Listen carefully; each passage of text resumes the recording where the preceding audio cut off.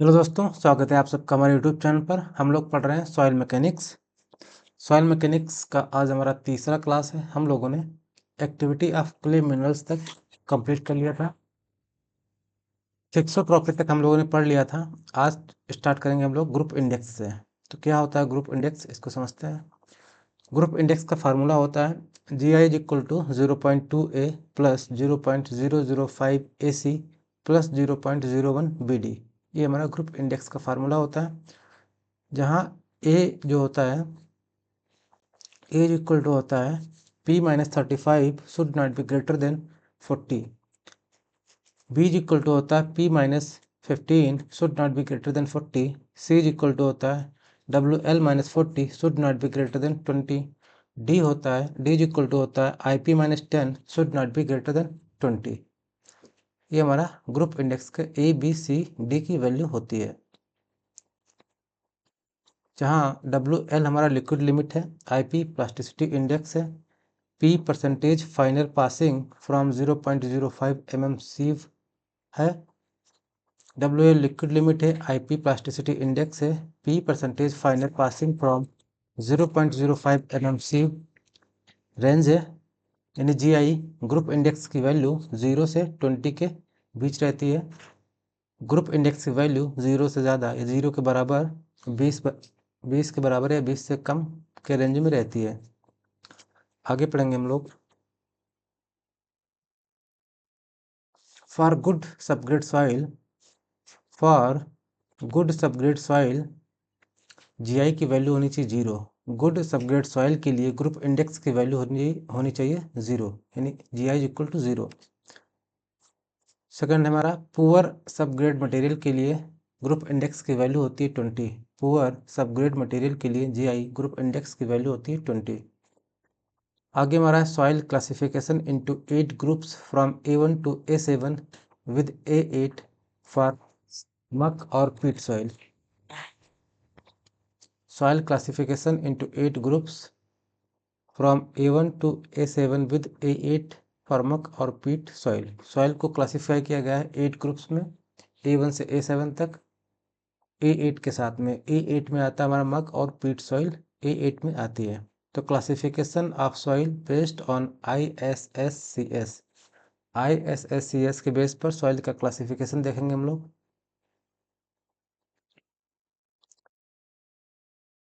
300 mm से ज़्यादा, greater than 300 mm, यानी ग्रेटर देन 300 mm की जो सॉइल होती है हमारी, वो बोल्डर में आएगी। 300 से 80 से 300 mm तक कोबल में आएगी। पीछे से चलते हैं। फाइन ग्रेन सॉइल में सिल्ट और क्ले आती है। फाइन ग्रेन सॉइल में सिल्ट और क्ले आती है। क्ले सॉइल होती है जिसकी वैल्यू लेस देन 0.002 mm होती है, यानी वह सॉइल जिसका रेंज वैल्यू 0.002 mm से कम होती है, फाइन ग्रेन सॉइल में आती है। सिल्ट की जो वैल्यू होती है, सिल्ट सॉइल होती है, उसकी रेंज होती है 0.075 से 0.002। उसके बाद आता है हमारा course grain soil. Course grain soil में दो तरह की सॉइल होती है। कोर्स ग्रेन सॉइल में आता है ग्रेवल और सैंड। कोर्स ग्रेन सॉइल में आता है ग्रेवल और sand. Course fine, course medium fine. Sand जो है 3 तरह की होती है, कोर्स मीडियम फाइन, और ग्रेवल 2 तरह की होती है, कोर्स और फाइन। तो सैंड कोर्स मीडियम फाइन का रेंज देखते हैं। तो फाइन होता है हमारा 0.425 से 0.075 mm तक, मीडियम 2 से 0.425 mm तक, कोर्स ग्रेन सॉइल होती है 4.75 से 2 mm तक।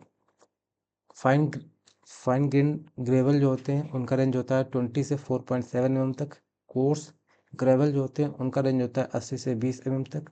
कोबल जो है उनका रेंज होता है 300 से 80 से 300 mm तक। कोबल है उनका रेंज होता है 80 से 300 mm तक। बोल्डर की रेंज होता है 300 से अधिक, वो हमारी बोल्डर में आएंगे। नोट पॉइंट है हमारा, unified classification system is similar to IS soil classification system. Unified classification system is similar to IS soil classification system, यानी unified classification system IS soil classification system के समान ही होता है। आगे हमारा है primary bond balance. Primary bond balance क्या होता है? प्राइमरी बॉन्ड बैलेंस, इसको समझेंगे। Atoms bonding to atoms forming molecules is called primary bond balance. It is intermolecular bond. Primary bond balance intermolecular bond होता है, इंटरमोलिकुलर बॉन्ड होता है। Atoms bonding to atoms forming molecule is called primary bond balance. It is intermolecular bond. Examples क्या हैं primary bond valence के? Ionic bond, covalent bond हमारे primary bond valence के examples हैं, आयनिक बॉन्ड और covalent bond. फिर आता है हमारा primary bond balance. Primary bond balance atoms is one molecule's bond to atom of another molecule. It is intramolecular bond. Intramolecular bond, primary bond valence और secondary bond valence दोनों ही bond valence दोनों ही intramolecular bond है। Atom is one molecule bond to atom of another molecule, यानी एक molecule के atom दूसरे मॉलिक्यूल से बॉन्ड बनाते हैं, तब वो हमारा सेकेंडरी बॉन्ड बैलेंस कहलाता है। जब एक ही मॉलिक्यूल के एटम्स एक दूसरे से बॉन्ड बनाते हैं तो हमारा प्राइमरी बॉन्ड बैलेंस कहलाता है।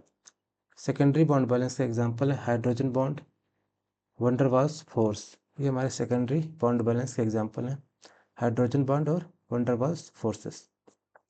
प्रॉपर्टीज ऑफ क्ले मिनरल्स, आगे पढ़ेंगे हम लोग properties of clay minerals. Mineral दिया गया है, उसका बॉन्ड दिया गया है और एग्जाम्पल दिया गया है। तो पहला हमारा मिनरल है काओलिनाइट। काओलिनाइट पहला मिनरल हमारा, इसमें बॉन्ड होता है हाइड्रोजन बॉन्ड, एग्जाम्पल है चाइना क्ले। काओलिनाइट मिनरल में हाइड्रोजन बॉन्ड होता है, सबसे स्ट्रॉन्गेस्ट बॉन्ड है, एग्जाम्पल है हमारा चाइना क्ले। दूसरा हमारा मिनरल है इलाइट।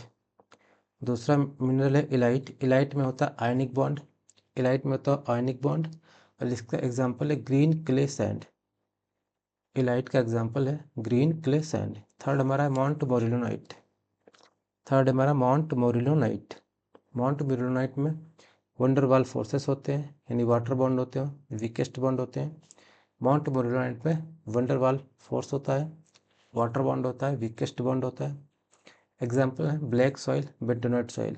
माउंट मोरिलोनाइट के एग्जाम्पल्स हैं हमारे पास ब्लैक सॉइल और बेंटोनाइट सॉइल। आगे बढ़ेंगे। आगे हमारा बॉन्ड स्ट्रेंथ। तो सबसे ज़्यादा बॉन्ड स्ट्रेंथ होती है काओलिनाइट का, उसके बाद इलाइट का, उसके बाद माउंट मोरिलोनाइट का। यानी सबसे वीक बॉन्ड होता है माउंट मोरिलोनाइट में, सबसे स्ट्रांग बॉन्ड होता है काओलिनाइट में। तो हमारा बॉन्ड स्ट्रेंथ सबसे ज़्यादा होता है काओलिनाइट में, उसके बाद इलाइट में, उसके बाद माउंट मोरिलोनाइट में। सेकेंड नंबर है shrinkage swelling plasticity index dry strength. Shrinkage swelling plasticity index dry strength. तो इन सब में सबसे ज़्यादा होता है shrinkage swelling plasticity index dry strength, सबसे ज़्यादा होता है माउंट मोरिलोनाइट में, उसके बाद इलाइट में, माउंट मोरिलोनाइट में, उसके बाद इलाइट में, उसके बाद काओलिनाइट में। तो सबसे ज़्यादा swelling, plasticity, shrinkage, dry strength montmorillonite में होता है, सबसे कम काओलिनाइट में होता है। थर्ड हमारा है size of clay mineral in descending order. Size of clay mineral in descending order. तो काओलिनाइट का सबसे ज़्यादा होता है साइज, उसके बाद इलाइट का, उसके बाद माउंट मोरिलोनाइट का। साइज ऑफ क्ले सबसे ज़्यादा होता है काओलिनाइट का, उसके बाद इलाइट का, उसके बाद माउंट मोरिलोनाइट का। फॉर्मेशन ऑफ सॉइल स्ट्रक्चर, अगला टॉपिक हमारा formation of soil structure. Soil structure found in settlement forces. Soil structure देखेंगे कहाँ पे पाए जाते हैं, उसके बाद सेटलमेंट फोर्सेस क्या होते हैं इसको समझेंगे। पहला हमारा है single grain soil structure. Single grain soil structure found in cohesionless soils, settlement होता है ग्रेविटी फोर्स के थ्रू।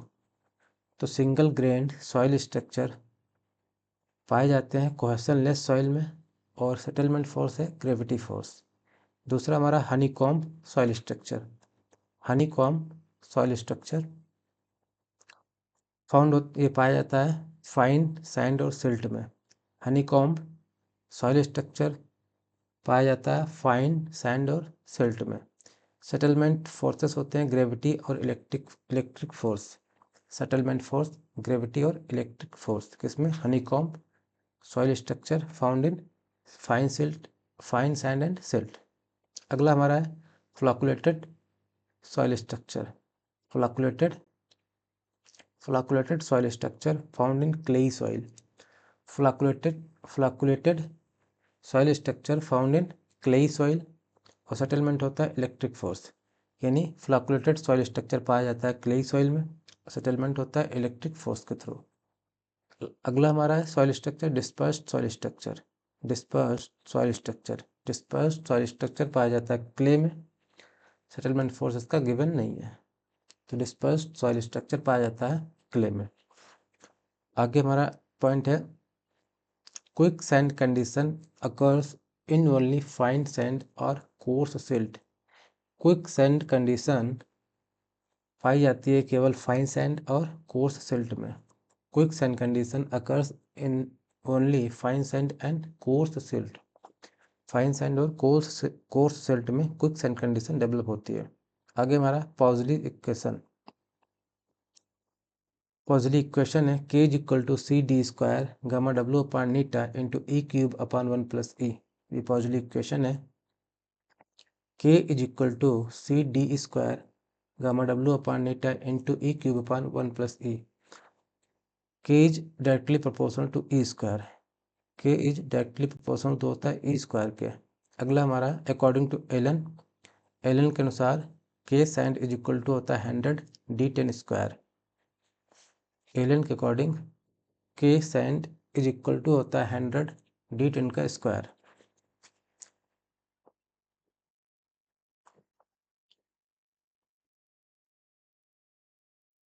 आगे पढ़ेंगे हम लोग factor affecting of permeability. Factor affecting of permeability यानी परमेबिलिटी को अफेक्ट करने वाले कौन कौन से फैक्टर हैं, इनके बारे में हम लोग पढ़ेंगे। तो पहला हमारा पार्टिकल साइज है। पार्टिकल साइज के यानी परमेबिलिटी को के से डिनोट करते हैं, तो के is directly proportional to d10 का स्क्वायर। परमेबिलिटी डायरेक्टली प्रोपोर्शनल होती है d10 का होल स्क्वायर, यानी पार्टिकल साइज d10 के होल स्क्वायर के बराबर प्रोपोर्शनल। अगला हमारा शेप ऑफ पार्टिकल यानी specific surface area. Shape of particle यानी specific surface area. k is inversely proportional to square of specific surface area. k is inversely proportional to square of specific surface area. अगला हमारा void ratio यानी k is directly proportional to E cube upon 1 plus E. अगला हमारा viscosity में k is inversely proportional to mu. k is inversely proportional to mu होता है। अगला हमारा टेम्परेचर है। टेम्परेचर डायरेक्टली प्रोपोर्शनल होता है परमेबिलिटी के। k is directly proportional to T। Next हमारा है इफेक्टिव स्ट्रेस। तो k is inversely proportional to effective stress. अगला हमारा degree of saturation. k is directly proportional to S। k is directly proportional to S। Unit weight of water k is directly proportional to unit weight of water gamma W। k is directly proportional to unit weight of water यानी gamma W। अगला हमारा impurities in water. तो permeability inversely proportional होता है impurities in water. Permeability inversely proportional होती है impurity के। अगला हमारा इंट्रैप्ड एयर। तो परमेबिलिटी इनवर्सली प्रोपोर्शनल होती है इंट्रैप्ड एयर के। अगला हमारा एडजॉर्ब वाटर। तो परमेबिलिटी एडजॉर्ब वाटर के भी इनवर्सली प्रोपोर्शनल होती है। Impurity entrapped air absorb water इन सब के इनवर्सली प्रोपोर्शनल होती है हमारी परमेबिलिटी। आगे बढ़ेंगे, देखेंगे रिलेशन बिटवीन ई एंड के, यानी वाइड रेशियो और प्रोबेबिलिटी के बीच में क्या रिलेशन है, इसको देखेंगे। वाइड रेशियो और प्रोबेबिलिटी के बीच में रिलेशन फॉर सैंड के लिए K1 upon K2 is equal to होता है E1 square upon E2 square. Sand के लिए K1 upon K2 is equal to E1 square upon E2 square होता है। सिल्ट और क्ले के लिए log 10 K1 upon log 10 K2 is equal to E1 upon E2। Silt और clay के लिए log 10 K1 upon log 10 K2 is equal to E1 upon E2। Sand के लिए K1 upon K2 is equal to E1 square upon E2 square. आगे बढ़ेंगे, आगे हमारा है क्रिटिकल हाइड्रोलिक ग्रेडियंट, इसके बारे में देखेंगे। तो फार्मूला होता है क्रिटिकल हाइड्रोलिक ग्रेडियंट के लिए IC is equal to gamma submerged upon gamma W. IC is equal to gamma submerged upon gamma W is equal to G minus 1 upon 1 plus E। IC is equal to gamma submerged upon gamma W is equal to G minus 1 upon 1 plus E। IC is equal to G minus 1 into 1 minus IC is equal to G minus 1 bracket में into 1 minus N bracket में। आगे हमारा Darcy ला, यह हमारा V क्या है, discharge velocity है। I हमारा क्रिटिकल हाइड्रोलिक ग्रेडियंट है। तो V is directly proportional to I, यानी डिस्चार्ज डायरेक्टली प्रोपोर्शनल होता है क्रिटिकल हाइड्रोलिक ग्रेडियंट के, यानी हाइड्रोलिक ग्रेडियंट थे। I हमारी हाइड्रोलिक ग्रेडियंट है। तो डिस्चार्ज वेलोसिटी डायरेक्टली प्रोपोर्शनल होती है हाइड्रोलिक ग्रेडियंट के। V is directly proportional to I। Formula है V is equal to KI, I is proportional to delta H upon L। Q is equal to KI है, Q is equal to KI है। VS is equal to V upon N, जहाँ VS हमारा seepage velocity है। Seepage velocity के लिए formula है VS is equal to V upon N। KP coefficient of percolation है, KP is equal to K upon N होता है। KP is equal to K upon N होता है। VS is equal to V upon N होता है। V हमारा discharge velocity है, VS हमारा सीपेज वेलोसिटी है, KP हमारा कोफिशिएंट ऑफ परकुलेशन है। VS यानी seepage velocity is greater then discharge velocity. Seepage velocity discharge velocity से ज़्यादा होती है। ये इंपॉर्टेंट पॉइंट है कि सीपेज वेलोसिटी डिस्चार्ज वेलोसिटी से ज़्यादा होती है। आगे हमारा है determination of coefficient of permeability. इसके मेथड दिए गए हैं अलग अलग, उनको देखेंगे हम लोग। तो पहला मेथड है लेबोरेटरी मेथड। पहला मेथड हमारा constant head permeability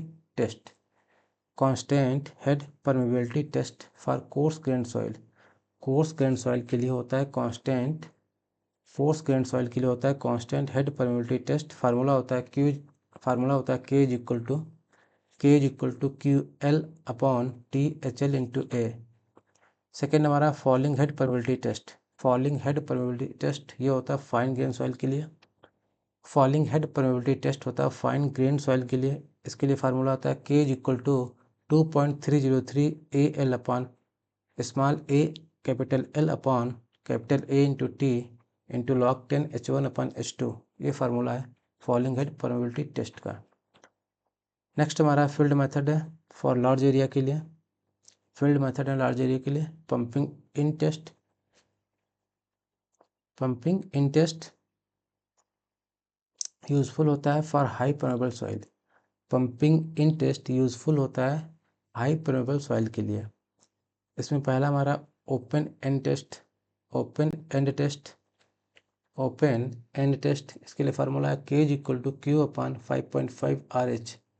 K is equal to Q upon 5.5 RH। दूसरा हमारा है पैकर टेस्ट। ये सारे फील्ड टेस्ट है, लार्ज एरिया के लिए हैं। पंपिंग इन टेस्ट के अंदर आएंगे हमारे ओपन एंड टेस्ट और पैकर टेस्ट। तो पैकर टेस्ट के लिए दो कंडीशंस दी गई हैं। पैकेट टेस्ट के लिए दो कंडीशन दी गई। If L is greater than 10 R, अगर एल की वैल्यू 10 आर से ज़्यादा है, if L is greater than equal to 10 R, तो पैकेट टेस्ट में फार्मूला है K is equal to Q upon 2πLh log L upon R. अगर if L is greater than R is equal to R और less than 10 R, अगर L की value less than 10 are है और greater than or equal to R है, तब packet test में formula है हमारे लिए K is equal to Q upon 2πLh sine inverse L upon 2 R. Q is equal to K is equal to Q upon 2πLh sine inverse L upon 2 R. यहाँ R हमारी radius of bore hole है, L length of the test section है, H differential head है, Q rate of discharge in well है, R radius of well है, small R radius of well है। Pumping in test हो गए। Pumping in test में हम लोगों ने दो टेस्ट पढ़े, ओपन एंड टेस्ट, दूसरा पैकेट टेस्ट। पैकेट टेस्ट में दो कंडीशंस हैं, एक जब एल की वैल्यू 10 आर से ज़्यादा हो या ग्रेटर देन 10 आर हो, इक्वल टू 10 आर हो, दूसरा एल की वैल्यू लेस देन 10 आर हो, इक्वल टू आर हो। दोनों के लिए दो अलग अलग फार्मूले हैं। अब आएंगे हम पंपिंग आउट टेस्ट के बारे में पढ़ेंगे। Pumping out test useful for homogeneous coarse grain soil and test to determine hydraulic conductivity. Pumping out test useful है होमोजेनियस कोर्स ग्रेन सॉइल के लिए and test to determine hydraulic conductivity को determine करने के लिए और होमोजेनियस कोर्स ग्रेन सॉइल के लिए पंपिंग आउट टेस्ट यूजफुल होता है। इसमें पहला टेस्ट हमारा है for confined aquifer. Confined equation के लिए फार्मूला है डुपिट्स इक्वेशन है K is equal to 2.303 Q log 10 capital R upon small R. K is equal to 2.303 Q log 10 capital R upon small R upon 2πd capital H minus small H. ये हमारा Dupuit's equation है, जहाँ D हमारा thickness of confined layer है, if H1 and H2 is equal to depth of water above bottom impervious stratum into observations well, then Thiem's equation. अगर H1 और H2 बराबर हो जाएं किसके, depth of water above bottom impervious stratum into observations well, तब हमारा Thiem's equation लगेगी। Thiem's equation है K is equal to Q upon 2π capital D bracket में H2 minus H1 into log R2 upon R1। Thiem's equation है K is equal to Q upon 2πd bracket में H2 minus H1 log R2 upon R1। आगे देखेंगे अनकम्पाइंड aquifer के लिए formula आगे देखेंगे हम लोग।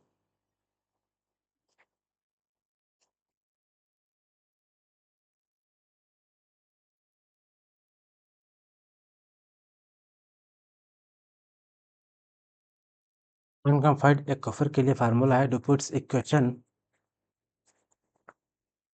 इक्वेशन और थीम्स इक्वेशन। डुपिट्स इक्वेशन है K is equal to 2.303 Q log 10 capital R upon small R upon H capital H upon pi capital H square minus small H square. Thiem's equation है K is equal to 2.303 Q log 10 R2 upon R1 upon pi H2 square minus H1 square, जहाँ small R radius of well है, Q rate of discharge है, R capital R radius of zero drawdown curve है, small H depth of water in main soil है। आगे पढ़ेंगे हम लोग theoretical या इनडायरेक्ट मेथड्स। आगे हम लोग थ्योरेटिकल और इनडायरेक्ट मेथड्स के बारे में पढ़ेंगे। पहला हमारा consolidation method. Consolidation method consolidation method का फार्मूला है k is equal to C V into M V into gamma W. k is equal to C V into M V into gamma W. दूसरा हमारा Allen Hazen method. दूसरा हमारा है Allen Hazen's method. k is equal to C D 10 का square. k is equal to C D 10 का square centimetre में। k is equal to 100 D 10 k is equal to 100 D 10 का square mm में। k is equal to 100 D 10 का square mm में। k is equal to C D 10 का square centimetre में। c की value 100 से 150 की रेंज में हो सकती है। c की वैल्यू 100 से 150 तक हो सकती है। अगला हमारा कोजनी कारमान मेथड। अगला हमारा है कोजनी कारमान मेथड। इसमें फार्मूला है K is equal to 1/c into gamma W upon mu into E cube upon 1+e into 1/s square. K यानी Kozeny Carman constant is equal to is equal to 1/c into gamma W upon mu into E cube upon 1+e into 1/s square.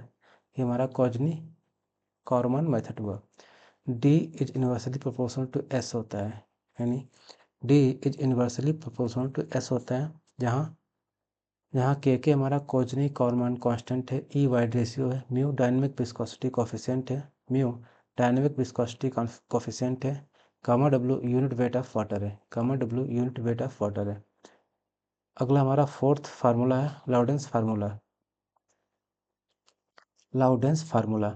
log 10 ks square is equal to a plus P N. log 10 ks square is equal to a plus V N. ये हमारा Loudon's formula है, a plus P N.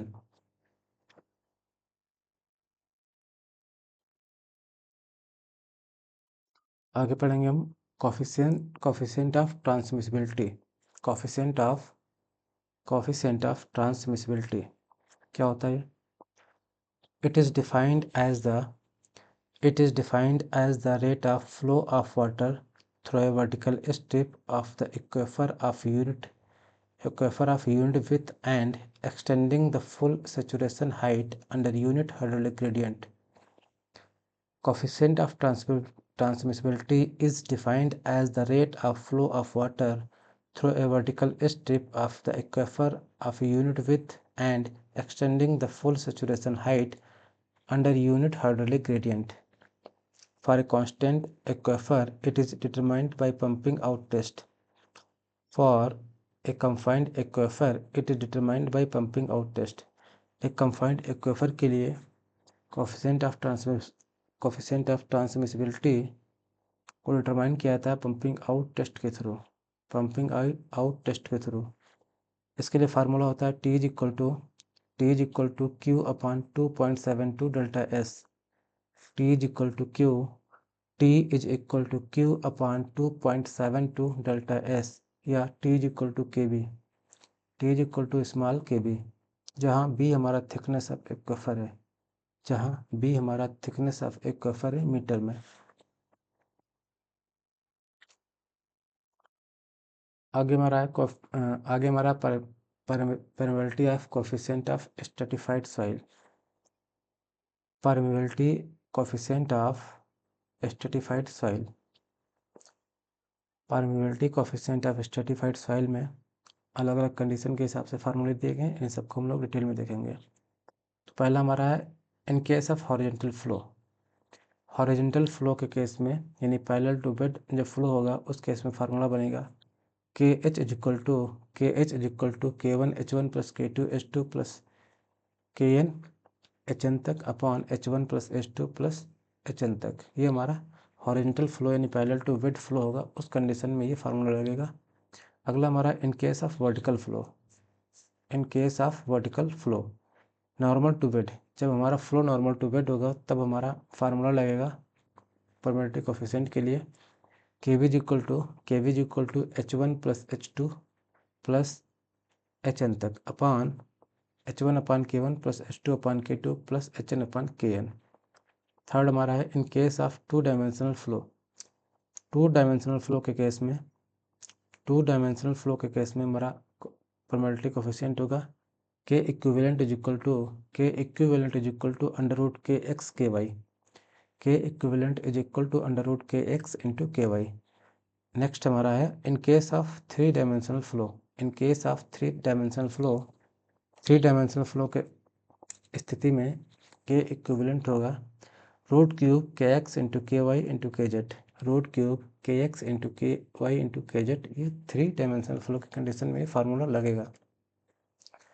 आगे हमारा note point है decreasing order of permeability. तो सबसे ज़्यादा probability होती है ग्रेवल में, के ग्रेवल, के सैंड, के सिल्ट, के क्ले। सबसे ज़्यादा प्रोबेबिलिटी होती है ग्रेवल में, उसके बाद सैंड में, उसके बाद सिल्ट में, उसके बाद क्ले में। यानी क्ले में सबसे कम प्रोबेबिलिटी होती है, ग्रेवल में सबसे ज़्यादा होती है। और हॉरिजॉन्टल फ्लो में प्रोबेबिलिटी ग्रेटर देन होती है वर्टिकल फ्लो से। वर्टिकल फ्लो से ज़्यादा प्रोबेबिलिटी होती है हॉरिजॉन्टल फ्लो में। यानी पैरेलल टू वेट जो प्रोबेबिलिटी होती है वो ज़्यादा होती है parallel to normal to wet से। KH is greater than KB होता है। आगे बढ़ेंगे, आगे देखेंगे हम लोग typical value of permeability, soil type, coefficient of permeability, drainage characteristics के बारे में पढ़ेंगे। कोफिशिएंट ऑफ परमेबिलिटी का यूनिट होता है मीटर पर सेकेंड।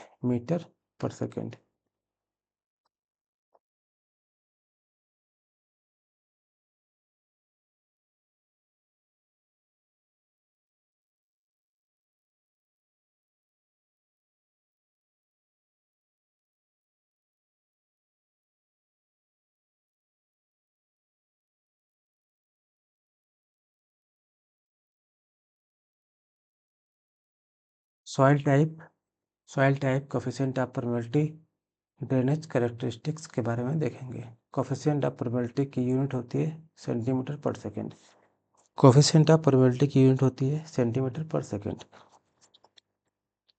सबसे पहले हमारा सॉइल टाइप है ग्रेवल की प्रोबेबिलिटी होती है, यानी कोफिशिएंट ऑफ प्रोबेबिलिटी होती है ग्रेटर देन 1। ग्रेवल के लिए कोफिशिएंट ऑफ प्रोबेबिलिटी होती है greater than 1। Drainage characteristic pervious होता है। सैंड के लिए 1 से 10⁻³ तक होती है। सैंड के लिए कोफिशिएंट ऑफ परमेबिलिटी 1 से 10⁻³ तक होती है। परवियस ड्रेनेज कैरेक्टरिस्टिक्स होती है। अगला हमारा सिल्ट है। सिल्ट के लिए कोफिशिएंट ऑफ परमेबिलिटी होती है 10⁻³ से 10⁻6। कोफिशिएंट ऑफ परमेबिलिटी के लिए सिल्ट के लिए कोफिशिएंट ऑफ परमेबिलिटी होती है 10⁻6 से 10⁻3 से 10⁻6 तक। स्लाइटली ड्रेनेज कैरेक्टरिस्टिक्स होती है। अगला हमारा क्ले की coefficient of permeability less than 10⁻6 होती है। इम्परवियस होता है, ड्रेनेज इसमें नहीं होता है। अगला हमारा है यूज ऑफ फ्लोनेट।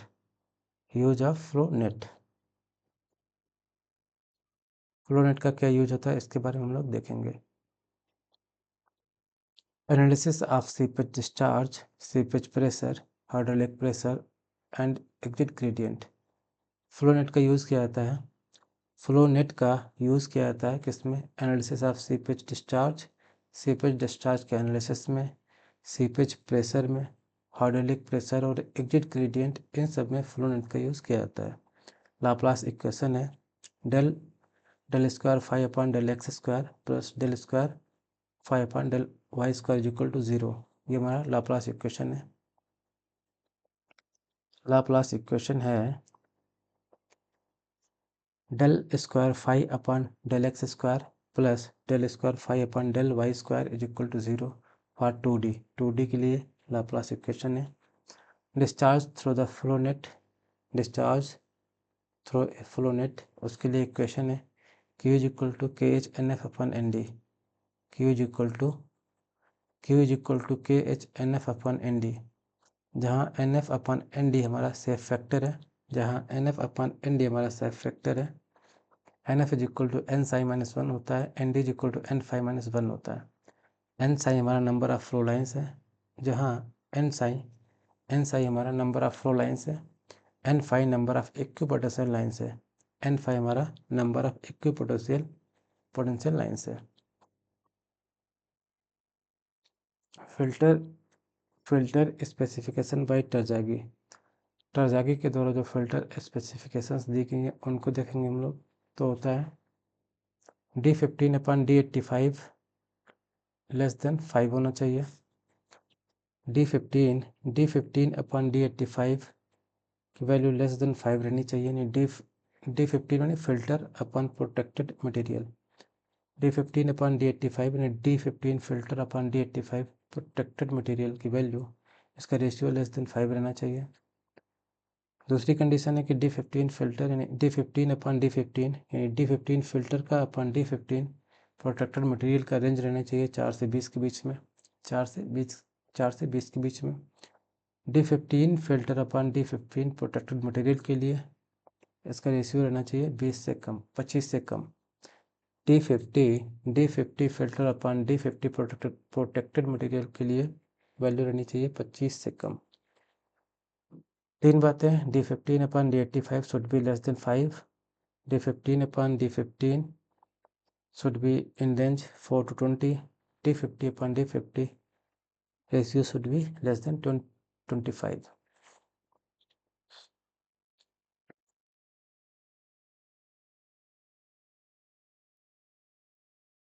नेक्स्ट है IS equipments to protect Proctor test. IS equipments to Proctor test. Proctor test के लिए जो हमारी स्टैंडर्ड वैल्यूज़ हैं वो दी गई हैं। Standard Proctor test, modified Proctor test, light compaction Proctor test, heavy compaction के लिए प्रॉक्टर टेस्ट, इन सब की वैल्यू दी गई है। देखते हैं किसकी कितनी होती है। वेट ऑफ हैमर, पहला हमारा वेट ऑफ हैमर है। स्टैंडर्ड प्रॉक्टर टेस्ट में हैमर का वेट होता है 2.54 kg, मॉडिफाइड के लिए 5.54, लाइट कॉम्पैक्शन के लिए 2.60, हैवी के लिए 4.9। फॉल ऑफ हैमर mm में कितना होता है? फॉल ऑफ हैमर होता है स्टैंडर्ड प्रॉक्टर टेस्ट के लिए 304.8 स्टैंडर्ड के लिए, मॉडिफाइड के लिए होता है 457.2, मॉडिफाइड के लिए होता है 457.2, लाइट कॉम्पैक्शन के लिए होता है 310, लाइट कॉम्पैक्शन के लिए होता है 310, हैवी के लिए होता है 450 यानी 450, लाइट के लिए हैवी के लिए 450, लाइट के लिए 310। मॉडिफाइड प्रोटेक्टर टेस्ट के लिए 457.2, स्टैंडर्ड प्रॉक्टर टेस्ट के लिए 304.8। नंबर ऑफ ब्लोज पर लेयर, नंबर ऑफ ब्लोज पर लेयर सब में सेम रहता है 25 25 25 25। नंबर ऑफ लेयर्स कितनी रहती हैं? Number of layers standard Proctor test में नंबर ऑफ लेयर्स 3 रहती हैं, मॉडिफाइड में 5, इसमें लाइट कॉम्पैक्शन में भी 3 और हैवी में 5। वॉल्यूम ऑफ मोल्ड का वॉल्यूम कितना रहता है? तो स्टैंडर्ड प्रॉक्टर टेस्ट में 944, मॉडिफाइड में भी 944, इसमें 1000 दोनों में। लाइट कॉम्पैक्शन और हैवी कॉम्पैक्शन में 1000। वैल्यू चेंज हुई है केवल वेट ऑफ हैमर और फॉल ऑफ हैमर में। वेट ऑफ हैमर एक बार फिर से देख लेते हैं। स्टैंडर्ड प्रॉक्टर के लिए वेट ऑफ हैमर होता है, स्टैंडर्ड प्रॉक्टर के लिए 2.54, मॉडिफाइड के लिए 4.54, 2.54, स्टैंडर्ड के लिए, मॉडिफाइड के लिए 5.54, लाइट कॉम्पैक्शन के लिए 2.64, हैवी के लिए 4.9।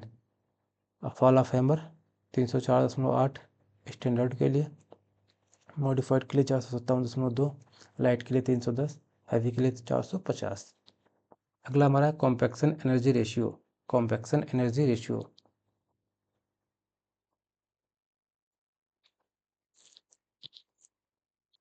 कॉम्पैक्शन एनर्जी रेशियो को देखेंगे हम लोग। ये होता है modified standard Proctor test upon standard Proctor test, इसका रेशियो होता है 4.5।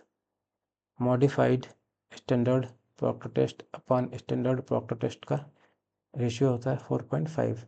Standard Proctor test upon modified standard Proctor test, इसका वैल्यू होता है 0.22।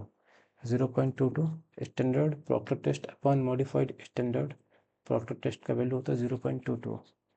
अगर मॉडिफाइड ऊपर होगा तो 4.5, मॉडिफाइड नीचे होगा तो 0.22। नोट पॉइंट है, कॉम्पैक्शन एनर्जी बढ़ती है तो एमडीडी बढ़ता है, एम से डाउन होता है। कॉम्पैक्शन एनर्जी इंक्रीज होगी तो एमडीडी इंक्रीज होगा, एम से डाउन होगा। आगे हमारा method of field compaction. Field compaction के मेथड कौन कौन से होते हैं ये देखेंगे हम लोग। फील्ड कॉम्पैक्शन के मेथड कौन कौन से होते हैं ये देखेंगे हम लोग।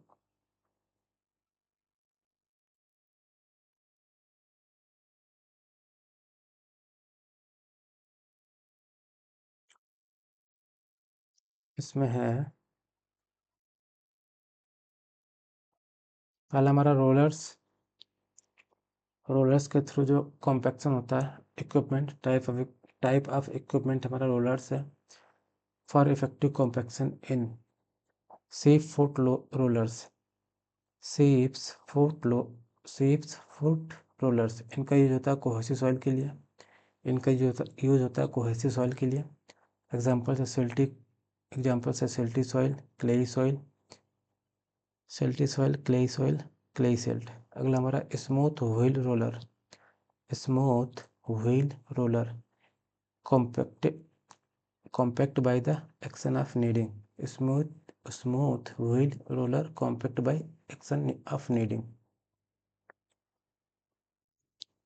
इनका यूज होता है कोर्स ग्रेन सॉइल के लिए। इनका यूज होता है कोर्स ग्रेन सॉइल के लिए। एग्जांपल्स हैं क्रस्ट रॉक्स, ग्रेवल्स, सैंड। अगला pneumatic tired rollers. Pneumatic tired rollers, इनका यूज होता है ऑल टाइप ऑफ सॉइल के लिए।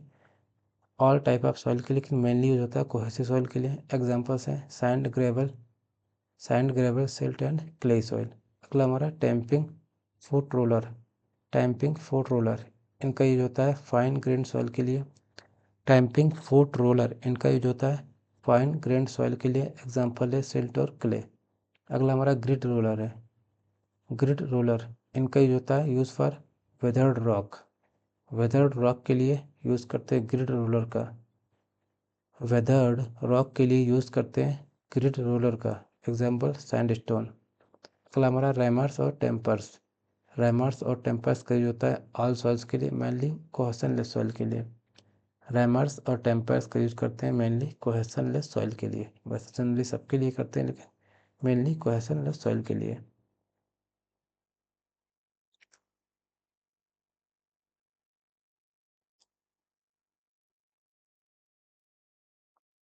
आगे हमारा है रिलेटिव या परसेंट कॉम्पैक्शन।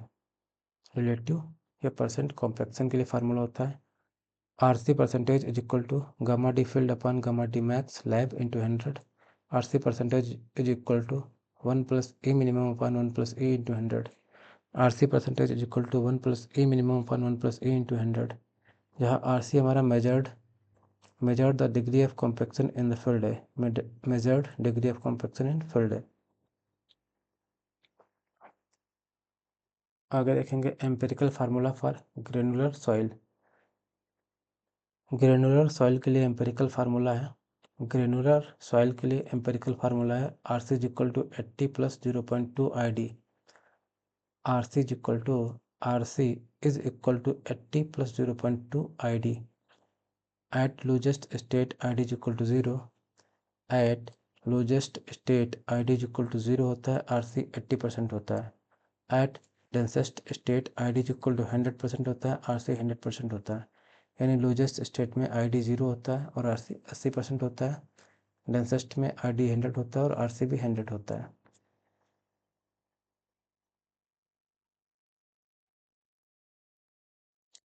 इसके आगे हम लोग कल पढ़ेंगे effect of compaction in dry of optimum and weight of optimum is shown in the following table. इस टेबल से हम लोग कल स्टार्ट करेंगे आज क्लास को यहीं पर करते हैं ख़त्म। मिलेंगे कल फिर से इस टेबल के साथ में पढ़ेंगे, कंटिन्यू करेंगे हम लोग। अगर वीडियो पसंद आ रही है, सीरीज अच्छी लग रही है तो वीडियो को लाइक करें, चैनल को सब्सक्राइब करें।